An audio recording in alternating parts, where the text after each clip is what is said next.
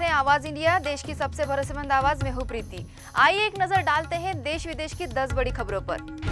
संसद में बड़ा बदलाव।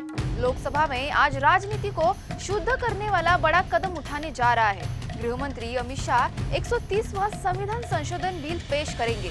बिल के मुताबिक अगर कोई मंत्री, मुख्यमंत्री, यहाँ तक कि प्रधानमंत्री भी न्यायिक हिरासत में जाते हैं तो उनकी कुर्सी चली जाएगी।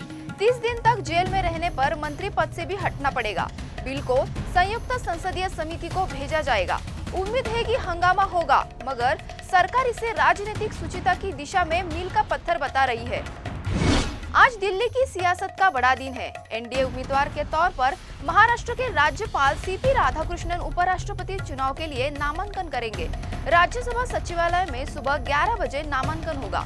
प्रधानमंत्री नरेंद्र मोदी पहले प्रस्तावक होंगे और उनके साथ एनडीए के कई बड़े मंत्री और सांसद मौजूद रहेंगे। कुल 4 सेट में नामांकन दाखिल किया जाएगा। कांग्रेस नेता राहुल गांधी ने नवादा की जनसभा में वोट चोरी के मुद्दों को जोर शोर से उठाया। उन्होंने कहा कि चुनाव आयोग और बीजेपी मिलकर चुनाव चोरी कर रहे हैं। महाराष्ट्र, हरियाणा और मध्य प्रदेश का हवाला देते हुए राहुल गांधी ने जनता से सवाल किया कि क्या वे अपना वोट बचाएंगे। राहुल गांधी का कहना है कि गरीब के पास अब सिर्फ वोट बचा है और अगर ये छीन गया तो सब कुछ चला जाएगा। असम के मुख्यमंत्री हिमंत बिस्वा शर्मा ने राज्य में बाहरी लोगों की एंट्री पर सख्त रुख अपनाया है। उन्होंने कहा कि राज्य में कुछ अजनबी लोग आ रहे हैं जिनकी गतिविधियों पर नजर रखी जा रही है। शर्मा ने आरोप लगाया कि ये वही लोग हैं जिन्होंने एनआरसी प्रक्रिया को खराब किया था। मुख्यमंत्री का कहना है कि अगर ये लोग सीमा पार करेंगे तो तुरंत गिरफ्तार कर लिए जाएंगे। आज तड़के हिमाचल प्रदेश और पाकिस्तान दोनों जगह धरती डोली। हिमाचल के चंबा में सुबह 3:27 पर 3.3 तीव्रता का भूकंप आया, जबकि पाकिस्तान में 3.7 तीव्रता का झटका महसूस किया गया। हालांकि राहत की बात है कि दोनों जगहों से किसी जान माल के नुकसान की खबर नहीं है, लेकिन थोड़ी देर के लिए लोगों में दहशत का माहौल बन गया। मौसम विभाग ने मुंबई में आज भारी बारिश का ऑरेंज अलर्ट जारी किया है। मंगलवार को हुई तेज बारिश से शहर के कई इलाकों में जल भराव हो गया। बीएमसी ने 4 दिन में करीब 1645 करोड़ लीटर पानी की निकासी की है। अनुमान है कि गुरुवार से बारिश की तीव्रता में कमी आएगी। मुंबई की मोनोरेल, जिस पर 3000 करोड़ का खर्चा आया, महज 3 दिन की बारिश में ही फेल हो गई।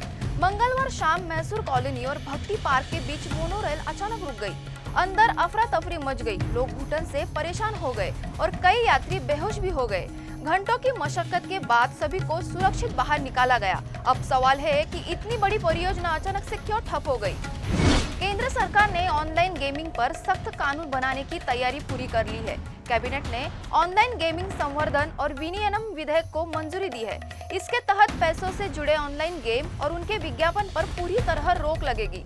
उल्लंघन करने वालों पर 3 साल की सजा या भारी जुर्माना या दोनों हो सकते हैं। वहीं ई स्पोर्ट्स और सोशल गेम्स को बढ़ावा देने की बात इसमें शामिल है।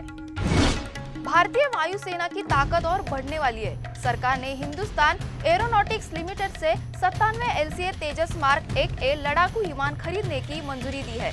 करीब 62,000 करोड़ के इस सौदे के तहत 2026-2027 से डिलीवरी शुरू होगी।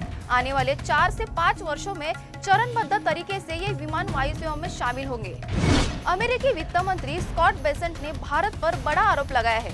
उन्होंने कहा कि भारत रूस से तेल खरीद कर उसे दोबारा बेच रहा है और अरबों डॉलर का मुनाफा कमा रहा है। उनके मुताबिक भारत ने अब तक $16 अरब की कमाई की है। उन्होंने ये भी कहा कि यूक्रेन युद्ध से पहले भारत का सिर्फ 1% तेल रूस से आता था, लेकिन अब ये आंकड़ा 42% तक पहुंच चुका है।